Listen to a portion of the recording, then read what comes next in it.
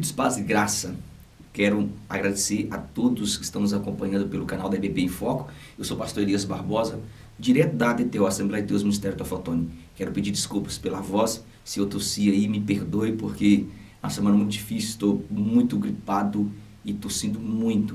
Mas não ia deixar de gravar essa aula aos meus amigos, aos meus parceiros da EBD, e principalmente a todos que se inscrevem em nosso canal, que curtem a nossa página, que têm orado em nosso favor. Que Deus os abençoe. Eu agradeço de antemão por tudo que tem feito em nosso favor.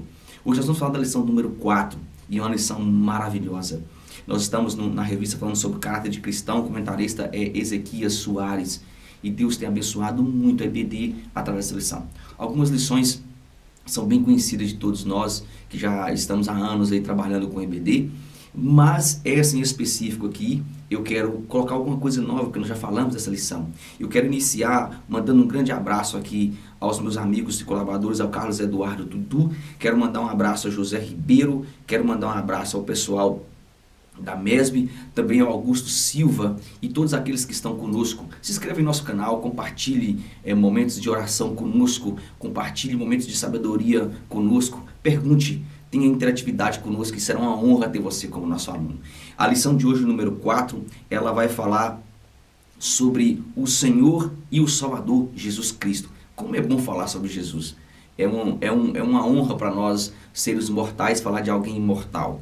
Principalmente de Jesus, que esteve num corpo humano e ficou 3 dias ali, dentro de um túmulo, mas ressuscitou e venceu a morte. Hoje nós vamos falar um pouquinho sobre Jesus. A introdução da nossa revista, eu estou aqui acompanhando pela minha revista em PDF e também pela Bíblia em PDF. Eu matei um pouquinho a reunião bem rápido ali, só para gravar essa pré-aula. E deixar aqui bem rápido para vocês uma síntese da EBP para que você leve para sua sala de aula, para que você compartilhe com seus alunos. Querido, nessa lição de hoje, na introdução, nós estudaremos nessa lição mais uma vez a identidade de Jesus. Mais uma vez nós vamos falar sobre Jesus. E quando nós falamos sobre a identidade de Jesus, nós precisamos rever alguns conceitos aqui formados, alguns conceitos humanos formados ao longo de muitos anos pelo religiosismo, ou seja, o sistema religioso em que vivíamos. Muitas pessoas veio da igreja católica, muitos foi criado num berço evangélico e viveu, por que não dizer, o paradigma da Assembleia de Deus de 40 anos atrás, de 30 anos atrás, de 20 anos atrás. Então nós precisamos quebrar alguns protocolos e enxergá-lo em sua plenitude, tanto humana quanto divina. É isso que deve ficar claro. Nós tanto falaremos do Deus poderoso aqui entre nós, tanto o lado humano como também o lado divino. Nós veremos que na abertura do versículo do Evangelho de João, ele chamou o Filho de Deus de palavra. Por que palavra? É isso que nós devemos falar. É isso que nós devemos focar nessa introdução. Como palavra, e vai ficar interessante aqui que o Filho de Deus, ele transmite aqui e comunica quem é Deus, essa palavra. Por quê? Por causa de Gênesis 1, que diz: por causa da palavra tudo veio existir. E isso deve ficar claro. Logo, o Filho de Deus estava no princípio, e João revela agora, na leitura bíblica em classe, que é magnífico essa leitura bíblica em classe. A leitura bíblica em classe hoje está em João. Então você precisa ler João, capítulo 1, versículo de 1 ao versículo 14, para você entender o porquê o termo palavra. Já o tópico de número 1, você vai abrir comigo, vai falar assim: o Filho de Deus unigênito. A revelação, você vai falar o seguinte, que a revelação de Deus à humanidade, ela não acontece no nascimento em Belém. Ah, você está ficando louco, pastor Elias? Não, de maneira nenhuma, querido. De maneira nenhuma. Ela não acontece em Belém, mas ela acontece desde a antiguidade nos relatos bíblicos e detalhes sobre as profecias ao longo do tempo. A primeira profecia que nós temos aqui, que eu quero destacar aqui de muitas que nós temos, é Isaías 7, o versículo 14, que diz assim: pois sabei que o Eterno, o Senhor, Ele mesmo vos dará um sinal.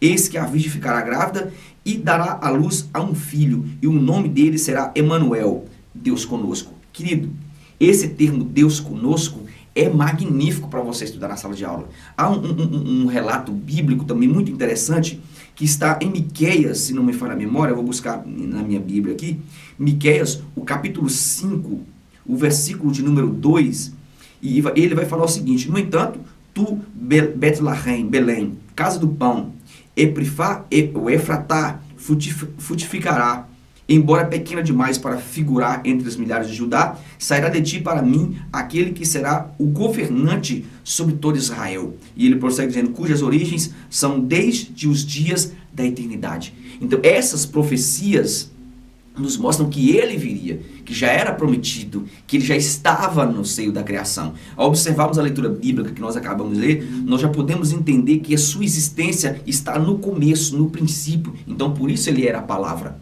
Isso revela a sua existência não apenas antes aqui de sua encarnação, mas antes de todo o tempo. O início dos tempos em que todas as criaturas foram produzidas e trazidas, encontramos esta palavra aqui que você vai ver, que é o próprio Yeshua, na eternidade do seu ser. Isso é interessante, querido. O mundo era o início, entenda isso aqui, o mundo era desde o início, mas a palavra estava no começo. É isso que você deve relatar nessa pré-aula. A eternidade geralmente é expressa por estar antes da fundação do mundo, como relata o salmista em Salmos 90, versículo 2. Essa eternidade, ela já existia, e isso nós precisamos deixar claro para os nossos alunos, porque quando nós falamos de Jesus, as pessoas acham que é só o nascimento, e aqui vai quebrar algumas teses que nós vamos ver daqui a pouco. Salmos 90, versículo 2, olha o que diz o salmista. Salmos 90, versículo de número 2. Ele diz assim, antes que se originassem os montes e formassem o universo e a terra, de eternidade a eternidade tu és. Olha que profundo. Olha, tu reduzes o ser humano ao pó, afirmando, retornar ao pó, filho dos homens. É essa eternidade que ele já estava, que ele já pertencia. O tópico de número 2 da nossa revista, ela vai falar o seguinte, tópico de número 2, na sequência para você entender. Vai dizer, tópico de número 2 aqui, significado. Nesse significado, eu queria que você falasse sobre o termo filho. Por que o termo filho? Você vai entender. Filho vem do latim filius. É o nome que se dá aos descendentes em relação aos seus respectivos pais. Aqui entra aqui pai e mãe para você entender.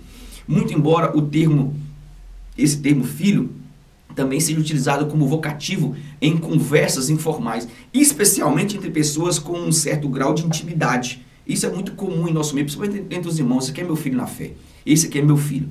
Quando lemos ele é a imagem do Deus invisível, Colossenses 1,15 fala isso, a imagem expressa da substância, e eu acho magnífico isso aqui, substância, quando nós falamos de trindade, todos têm a mesma substância, a mesma, por que não dizer, o mesmo espírito aqui para você entender. Hebreus 1, versículo 3 fala sobre isso. Nós podemos entender em uma rápida análise o quanto o Espírito conduzia aqui os escritores ao entendimento de que o primogênito de Adonai, o filho de Adonai, realmente esteve entre os homens. Ninguém poderia detalhar com tamanha precisão, querido, a majestade, a soberania de tudo que iria acontecer. Na Trindade, o Filho não só revela Deus, mas revela também a realidade de Deus. Ele revela algo muito mais profundo de Deus, que é um tema central em todo o Evangelho de João. Quando nós lemos o Evangelho de João, nós vamos ver isso. João usou um título semelhante em sua primeira epístola. A palavra da vida, em 1 João 1, do 1 ao 3, vai falar sobre isso. E em Apocalipse 19, 11, versículo 16, é interessante que Jesus ele é apresentado como o Rei dos Reis, o Senhor dos Senhores, que tem um nome nele. Qual é esse nome? A palavra de Deus, confirmando o que estava no início, confirmando o que estava em João e nos evangelhos, e agora na revelação de João em Apocalipse. É magnífico falar sobre Jesus. O tópico de número 3, ele vai falar significado de unigênito. A palavra consubstancialidade. Preste bem atenção nessa palavra aqui, porque o autor passou por cima dela, só colocou no meiozinho da lição, mas não prestou muita atenção nesse termo. E eu queria que você copiasse e colasse para você levar para sua sala de aula, fazer como o pessoal de Brasília. Grande beijo no coração ao pessoal aí de Minas Gerais, no final, no sul de Minas, a todo o pessoal dos Estados Unidos que está conosco. que sempre copia e cola e leva para a sala de aula. Querido, a palavra consubstancialidade, não é consubstancialidade, não. Consubstancialidade é composta por duas partículas. Entenda isso aqui. Homo e ousis. Ambas do vocabulário grego. Ambos vêm da palavra grega. O termo homo significa o mesmo. E o termo ousis significa essência, substância. Eu acabei de falar no tópico número 1. Assim, a sua definição seria algo da mesma substância, com a mesma essência. É muito profundo isso aqui. Isso está nos mostrando que realmente ele é o único de Deus entre os homens. Ele é o único de Deus entre os homens. Nós podemos entender que o equívoco da revista ao dizer que Jesus não foi gerado. E isso aqui vai causar espanto em algumas pessoas. Por que você está falando isso, pastor Elias? Porque a revista diz que ele não foi gerado entre o termo grego aqui, genao. E ele fala isso na revista, você vai ver nesse tópico de número 3. Realmente, ele não foi gerado por Deus, mas sim por Maria. E isso deve ficar claro na revista. Ele por si, ele já existia, por isso que ele não é gerado. Ok, querido? Ele já existia. Vai entrar a palavra grega aqui, monogênese, que é monos, único. Lembra da substância que eu falei? Lembra aqui da palavra essência? Então ele já existia, monos, único, genes, raça e tipo. Isso é deidade. Aqui quebra a tese da Igreja Católica que ele só existiu por causa de Maria. E ele só existe por causa de Maria. Nanani, nanão. Jesus já é. Ele é. Ele é Deus para todos sempre. E isso deve ficar claro. Ele tem a raça, o tipo e, por que não dizer, o genes do próprio Adonai. É maravilhoso falar sobre isso. Eu fico maravilhado em falar desse termo. Tópico de número 2, prosseguindo a nossa lição, o tópico de número 2, ele vai abordar aqui a deidade do Filho de Deus. Deidade, aqui eu acabei de falar essa palavra no tópico número 3, é o conjunto de forças ou intenções que materializam a divindade. A deidade é a fonte de tudo aquilo que é divino. Tudo que é divino é o que nós chamamos de deidade pelo dicionário. A palavra nos leva e nos mostra que Jesus é a materialização de quem? De Deus em nosso meio. Antes de vir para a terra, a palavra aqui, vai entrar entre aspas, você entender no copia e cola, a palavra que, ou seja, o próprio Jesus, viveu no princípio com Deus e era o próprio Deus. Sabe por que nós não conseguimos imaginar isso? Eu gostei da definição de um livro que um aluno me mandou. É interessante que nós somos tão egocêntricos em nós mesmos, nós não conseguimos imaginar 3 pessoas em uma. É o egocentrismo do homem. Para nós vai ser impossível imaginar isso, mas ele é Deus, ele faz o que ele quer nos planos dele. Então, esse termo aqui, a palavra, ele viveu no princípio de Deus e era o próprio Deus. E este é um paradoxo, além de uma explicação, porque como pode alguém estar com Deus e ainda assim ser Deus? Essa é a pergunta.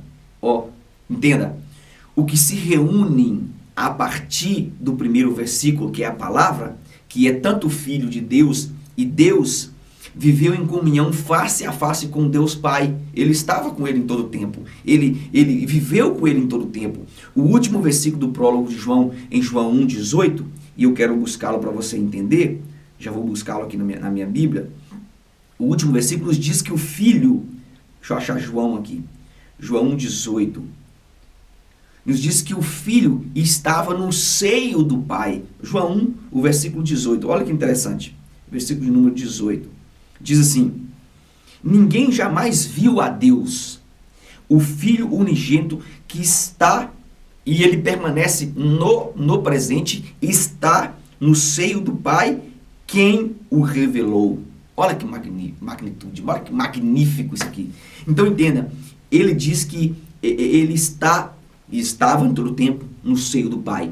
Na oração de intercessão de João, no capítulo 17, é bem conhecido de vocês, ele revelou que o Pai o amava antes da fundação do mundo. Não podemos aqui, querido, imaginar a extensão de sua união. Nós não podemos imaginar como ser finito, porque eles são infinitos, nós somos finitos. Então isso para nós é muito difícil de imaginar. Como deu pano para a manga essa lição de trindade? Porque nós não podemos imaginar essa perfeição, essa atitude do próprio Deus. Mas nós caímos aqui nessa extensão de sua união e comunhão entre ambos. Nós não podemos imaginar, pois ainda nós estamos no que nós chamamos de plano carnal, então nós não vamos imaginar. Só quando estivermos com Ele que nós vamos entender isso. Nós vamos estar ligados em espírito, que o nosso espírito foi Ele quem deu, Ele quem soprou. Logo nós teremos, por que não dizer a mesma essência, mas não teremos o mesmo poder. E isso aqui é magnífico se dá sobre isso. Continua nossa revista aqui, o tópico de número 2 diz: reações à divindade de Jesus. Não é lícito a um judeu, entenda isso aqui, ter outro Deus senão Adonai. Não é lícito. Por quê? Essa pergunta que deve circular na sua sala. Por que não é lícito um judeu ter outro Deus? Aí você vai entender por que então os discípulos e demais seguidores de Jesus o apoiaram. Por que Paulo apoiou? Essa é a tese. Porque todos encantavam com Jesus, querido. Simples, nesse tópico você vai falar isso aqui. Simples, pelo fato de, em todo tempo, ele mesmo não exaltar a si mesmo, mas ele exalta o Pai Celeste. Isso é interessante. Logo, todos entenderam o plano do Pai, ainda em uma atmosfera carnal. Nós também entendemos o plano do Pai. Embora nós amamos, e isso aqui é lógico, alguém vai criticar aí, mas nós amamos, nós falamos muito em Jesus e às vezes nós esquecemos de Deus, esquecemos do Espírito Santo, porque nós, os gentios, fomos salvos pelo sacrifício do Calvário, e nós somos tão humanos, tão egocêntricos, que nós achamos que só Ele é digno aqui, entre aspas, vou colocar esse digno para você entender, e nós o adoramos mais do que o Espírito Santo. Nós sempre oramos mais a Jesus, sempre temos mais embates de pensamento com Jesus, e nós esquecemos que todos são a mesma essência. É isso que deve ficar claro. É interessante que eles entenderam na atmosfera carnal. É imprescindível que Jesus declarou e estava entre eles aqui a identidade de Deus entre os homens, e eles entenderam ainda no corpo carnal. É muita visão espiritual. O tópico número 3 da nossa revista, ele vai falar, tópico de número 3, deixa eu ir na sequência, o relacionamento entre o pai e o filho. Há um texto muito bom que eu queria que você abrisse comigo aí, está em 2 Pedro, se não me falha a memória, deixa eu ver se é aí, 2 Pedro, o capítulo 1, o versículo 1 e 2, olha que interessante, diz assim: Simão Pedro, escravo e apóstolo de Jesus Cristo, aos irmãos que, mediante a justiça de Deus, do nosso Deus e Salvador Jesus Cristo, receberam conosco uma fé igualmente valiosa. Aí ele vai prosseguir dizendo: graça e paz vos sejam multiplicadas no pleno conhecimento de Deus e de Jesus nosso Senhor. Esse versículo nos mostra que somente quem está em conexão com o Pai, com Adonai, quem anda em conexão com Adonai em todo o tempo, entende que o Filho tem o mesmo poder. Entende que o Filho tem a mesma divindade e a mesma majestade. Isso nos mostra que ambos são diferentes aqui na forma de atuação, na função, mas são os mesmos em substância, em essência e em poder. É isso que Pedro expressa. Pedro diz: pleno conhecimento de Deus e de Jesus nosso Senhor. Esse termo nos leva a dizer que só temos paz, só temos tranquilidade, só temos salvação, só temos santidade, porque ambos trabalham em favor desse tema em específico, que é tirar o homem das garras de Satanás. O tópico de número 3 da nossa revista, continuando aí, para você entender, o tópico de número 3 é falar a humanidade do Filho de Deus. A humanidade do Filho de Deus. Entenda, a Bíblia, em todos os relatos, nos mostrará que Jesus teve, em sua passagem terrena aqui, características humanas.